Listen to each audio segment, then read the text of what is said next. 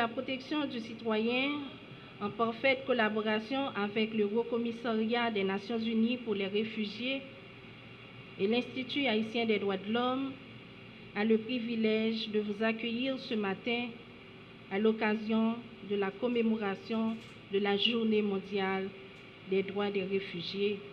D'entrée de jeu, souffrez que j'exprime les regrets du protecteur du citoyen, Dr Renan Edouville, pour son absence à cet événement, car il est empêché par d'autres obligations professionnelles. Mesdames et messieurs, la question du droit à la libre circulation, à la migration, c'est un sujet des droits humains d'importance capitale. D'ailleurs, il est consigné clairement dans les instruments juridiques internationaux des droits humains signés et ratifiés par Haïti. Nous pouvons mentionner la Convention internationale relative au statut des réfugiés signée à Genève en 1951, à laquelle Haïti s'est adhéré en date du 25 mai 1984. Mesdames et messieurs, dans ce contexte caractérisé par la recrudescence des actes de violence armée, notamment de kidnapping, la tuerie, le massacre, entraînant entre autres les déplacements forcés, tant au niveau interne qu'à l'extérieur. L'OPC saisit l'occasion de la commémoration de la Journée mondiale des réfugiés pour annoncer officiellement que le 14 juin 2023, un mémorandum de partenariat avec le Haut Commissariat des Nations Unies pour les réfugiés a été signé et s'articule autour de 3 grands axes. La demande d'asile pour les réfugiés, la patridie liée à la question d'identité, la protection des déplacés internes. Ce mémorandum va permettre à l'OPC de renforcer sa capacité pour la protection des réfugiés et la protection des déplacés internes, de renforcer aussi sa capacité en tant qu'acteur étatique des droits humains de garantir l'accès des bénéficiaires aux mécanismes en matière des droits des réfugiés. Il convient de noter aussi que le plan de développement de ce partenariat vise un ensemble d'activités parmi lesquelles la mise en œuvre des opérations de formation, de sensibilisation et de plaidoyer pour le développement effectif des instruments internationaux garantissant la protection des droits des réfugiés et toute autre catégorie exposée au risque d'apatridie. Deuxièmement, la réalisation de programmes d'éducation à la citoyenneté axés sur la non-discrimination dans le domaine du droit à l'identité. Troisièmement, conception et publication des outils de sensibilisation sur les droits des réfugiés et des déplacés internes. À propos des déplacés internes, mesdames et messieurs, l'OPC, en sa qualité d'INDH, veut profiter de la cérémonie de ce matin pour rappeler à l'État haïtien ce qu'il a toujours fait à travers ses multiples communiqués se rapportant aux violations des droits à la sécurité et à la liberté individuelle, de son impérieuse obligation de garantir le droit à la sécurité. À ce sujet, nous pensons certainement aux déplacés internes de Pernier, Martissan, Fontamara, Village de Dieu, Croix-des-Bouquets, Bel-Air, Canaran, Savien, Liancourt, pour ne citer que ces cas les plus connus. Journée jodi a, tout le monde est obligé de quitter la caille. En pile là-dedans, c'est femmes enceintes, c'est petits moun, c'est grand moun, yo obligé de quitter tout ça yo gagné pour yo courir contre viol, contre massacre, contre tout ça qui pas bon que bandits armés yo installé dans zone ça yo. C'est un bagage qui est inacceptable, qui en violation avec principes fondamentaux droits monde. Nous demandons fermement à l'État de prendre les mesures correctives nécessaires pour permettre à ces personnes déplacées d'être rétablies dans leurs zones respectives. En cette journée mondiale du réfugié, nous mettons à l'honneur le courage et l'espoir des millions de personnes à travers le monde qui sont contraintes de fuir la guerre, la violence et la persécution. Cette année, je célèbre cette journée au Kenya, aux côtés de réfugiés pleins de force et d'ambition, malgré les conflits, la sécheresse et toutes les horreurs qui les ont poussés à fuir. L'intégration des réfugiés dans les communautés au sein desquelles ils ont trouvé refuge est le moyen le plus efficace de les aider à reconstruire leur vie et à contribuer au bien-être des pays qui les accueillent. En termes concrets, cela signifie qu'il faut faire en sorte que les réfugiés puissent postuler à des emplois, s'inscrire dans les écoles et accéder à des services tels que le logement et les soins de santé. Il s'agit également de tout mettre en œuvre pour créer un sentiment d'appartenance et une dynamique d'accueil qui redonne de l'espoir à ces personnes déracinées. Le gouvernement kenyan est prêt à adopter des politiques innovantes et inclusives qui devraient permettre à une grande partie du demi-million de réfugiés et de demandeurs d'asile présents dans le pays de travailler et de vivre côte à côte avec les Kenyans. Cette démarche favorise l'autonomie, la croissance économique et la réduction de la dépendance à l'égard de l'aide humanitaire. Au HCR, l'Agence des Nations Unies pour les réfugiés, nous savons que l'intégration est le meilleur moyen pour soutenir les réfugiés en exil, pour les préparer à contribuer à la reconstruction de leur pays, lorsque les conditions leur permettront d'y retourner ou à s'épanouir s'ils sont réinstallés dans un pays tiers. Mais le pays d'accueil ne peut remplir cette mission à eux seuls. Le reste de la communauté internationale doit se mobiliser et fournir les ressources financières nécessaires à la mise en œuvre de ces politiques volontaristes. Nous avons constaté d'énormes progrès à cet égard au cours des dernières années. Grâce à la générosité exceptionnelle des donateurs, à des approches innovantes en matière de financement et à des investissements considérables de la part de la Banque mondiale, des banques régionales de développement et d'autres institutions financières internationales. Mais il est clair qu'il faut faire davantage.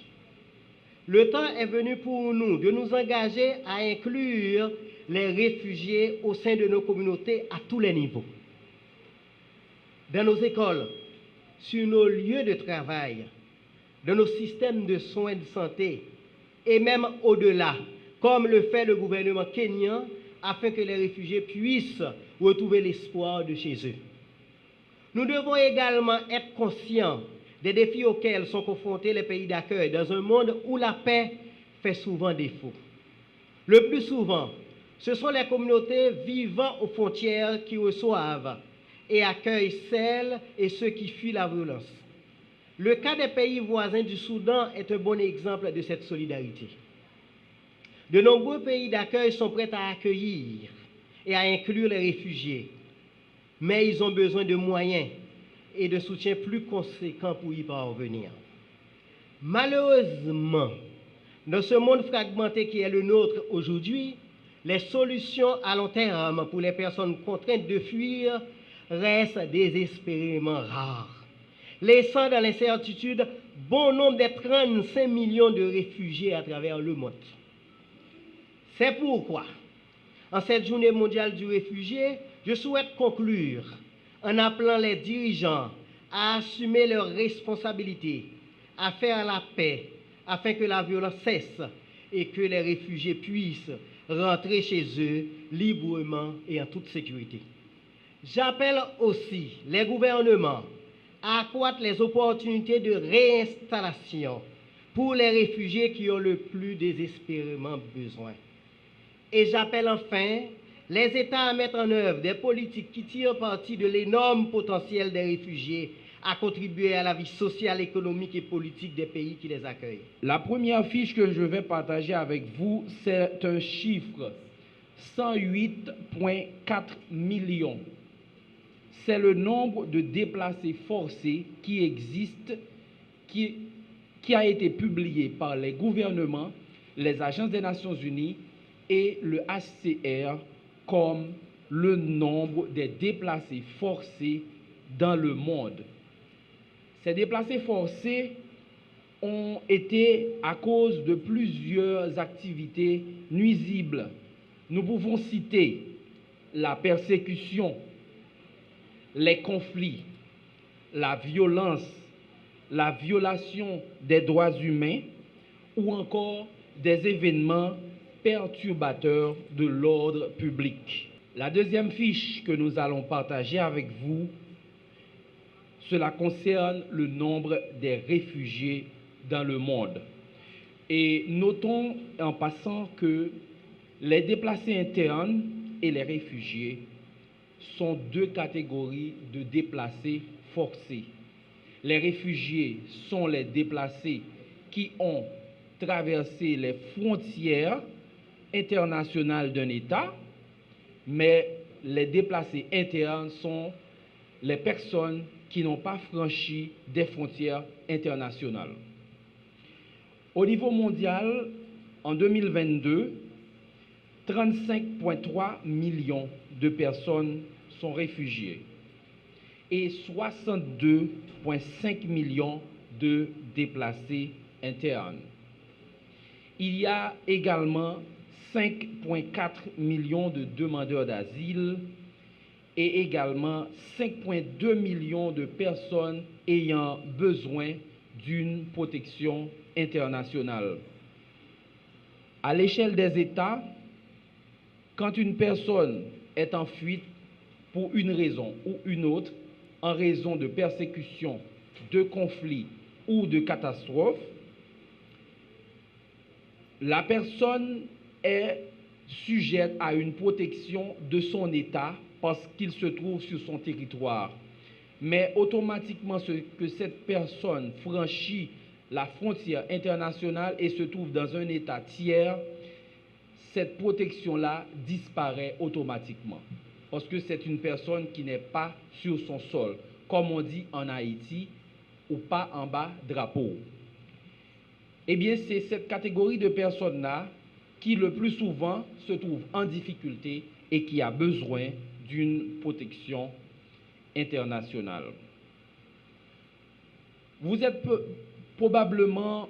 probablement être surpris de savoir qu'au niveau mondial, ce ne sont pas forcément les pays les plus riches, les pays les plus puissants, qui sont les plus accueillants aux personnes réfugiées.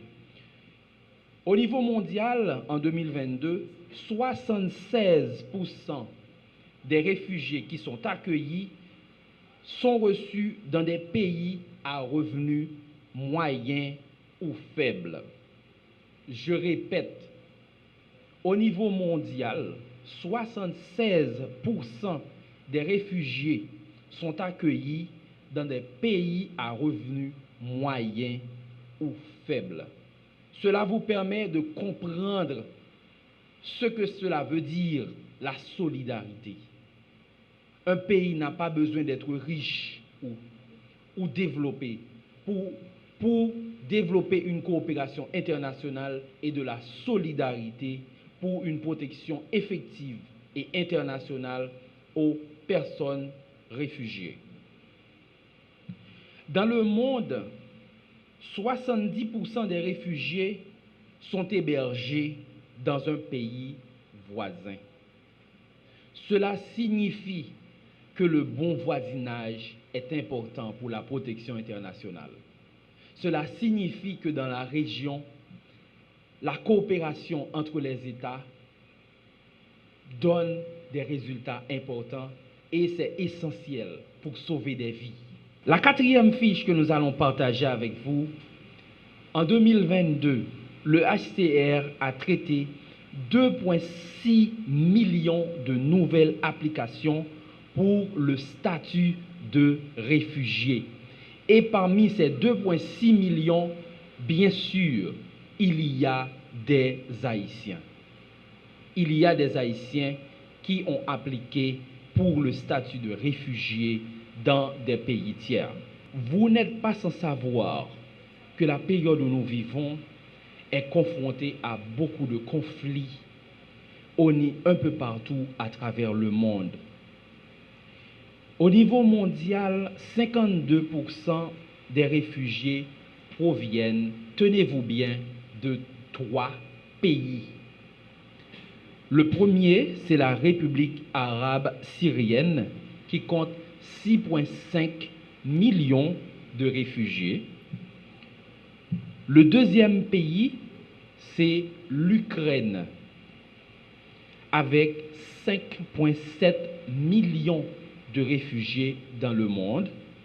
Et le troisième pays, c'est l'Afghanistan, avec 5,7 millions de réfugiés dans le monde. Les déplacés forcés, ce ne sont pas seulement des réfugiés, il y a également des déplacés internes.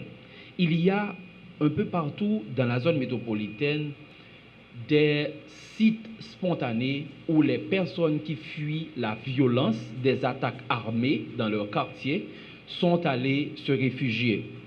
En 2022, il y a eu 6 millions de déplacés forcés qui sont retournés dans leur milieu d'origine ou dans leur pays d'origine après les violences.